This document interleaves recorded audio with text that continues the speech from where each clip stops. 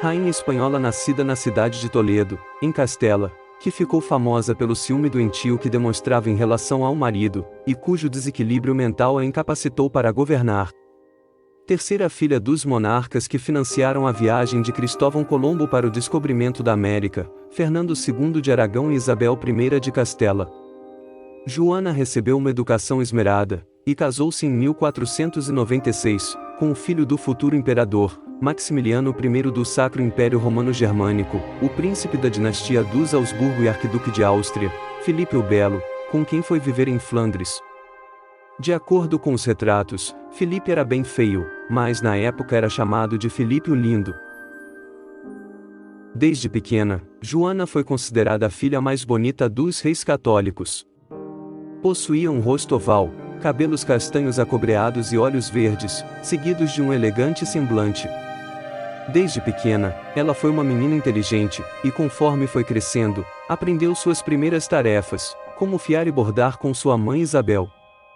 Joana também era muito boa dançarina e sabia tocar o clavicórdio. Além disso, a infanta possuía fluência no francês e latim.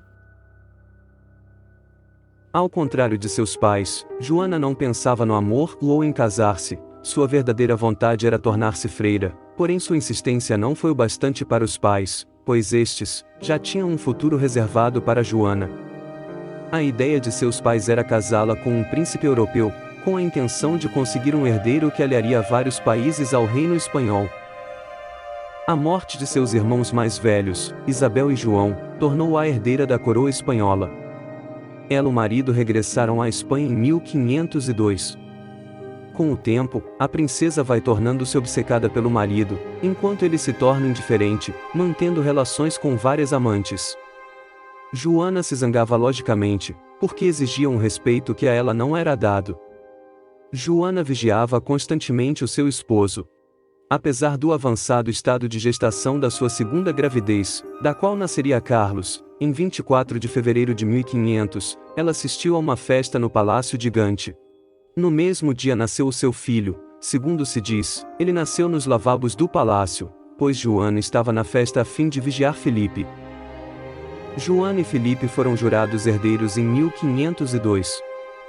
Em dezembro de 1502, Filipe voltou para as terras da Flandres, o que parece ter deixado Joana muito irritada. Já demonstrando debilidade mental, foi inicialmente detida pela mãe, na coroa de Castela. A sua mãe Isabel morreu em 25 de novembro de 1504. Joana foi proclamada rainha de Castela em 26 de novembro, e reconhecida pelas Cortes de Toro, em 11 de janeiro de 1505. O testamento encarregava Fernando II de Aragão, da administração e governo da sua coroa de Castela. A rainha proibia a concessão de cargos castelhanos a estrangeiros, e determinava ainda que, caso Joana manifestasse sintomas de desequilíbrio, a coroa devia ser regida por seu pai. Por causa da loucura da esposa, Filipe foi ao tribunal para tentar declará-la legalmente louca, e assim assumir seu lugar no trono espanhol. Até hoje, não está totalmente claro em que ponto chegou a suposta loucura de Dona Joana I de Castela, fazendo com que a mesma fosse declarada inapta para governar. Os relatos dos historiadores são extremamente confusos nesse aspecto, enquanto uns dizem que era uma mulher nervosa e ciumenta, outros afirmam que sofria da mesma enfermidade mental que sua avó, Isabel de Portugal. Por causa da incapacidade de governar, Filipe e seu sogro, Fernando II de Aragão, continuaram a lutar pelo poder, contando primeiro com o apoio da maior parte da nobreza. Joana foi uma rainha apenas em título, pois aqueles que ela mais amava não permitiram que governasse. A 27 de junho de 1506, reconhecendo a alienação mental da filha, Fernando assinou o Tratado de Villafáfila, renunciando aos seus direitos, e retirando-se para Aragão. As Cortes de 9 de julho proclamaram Joana como rainha de Castela, Filipe como rei consorte e o filho Carlos como herdeiro. Filipe isolou Joana e governou, reorganizando cargos e ofícios, concedendo privilégios e mercês aos nobres castelhanos e flamengos. Filipe deteria a coroa até 25 de setembro do mesmo ano, quando após um jogo, ele bebeu bastante água fria, e caiu doente em febre, falecendo poucos dias depois. Suspeitou-se de envenenamento. Depois disso, Fernando II de Aragão e o cardeal de Cisneros recuperaram o poder. Com a repentina e prematura morte de Felipe em 1506, aos 28 anos Joana endoidou de vez. Proibiu que qualquer mulher se aproximasse dos restos mortais do marido, os quais ela abraçava de tempos em tempos.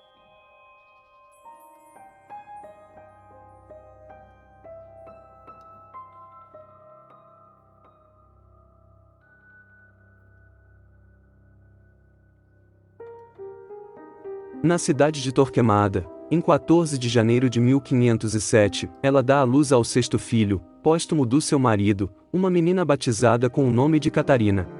Por fim, seu pai Fernando decidiu confiná-la com a pequena Catarina, em um castelo em Tordesilhas, em fevereiro de 1509.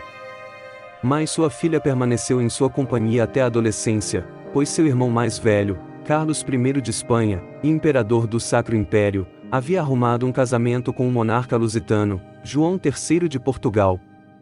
E daí, Joana passou o resto de seus dias solitária. Apesar de ter permanecido como rainha de Castela e Leão, seu pai Fernando II de Aragão foi regente até morrer quando herdou Aragão também. Seu filho Carlos I passou a governar como rei da Espanha, enquanto ela permanecia nominalmente como comonarca. A literatura romântica fez dela figura enlouquecida por ciúmes, mas herdou da avó a esquizofrenia que mais tarde recaiu em seu neto Dom Carlos. Joana morreu em 12 de abril de 1555 aos 75 anos, foi sepultada na Igreja Mudéjar de Santa Clara. Seu corpo foi trasladado em 1574 para a Capela Real de Granada, junto ao do marido. O castelo de Tordesilhas foi demolido em 1771. Será que Joana era mesmo uma mulher louca? Ou simplesmente alguém que buscava correspondência de sentimentos? Joana de Castela é uma de tantas mulheres a quem a história negou sua verdadeira voz, e que usaram sua loucura como desculpa para tirar o seu poder.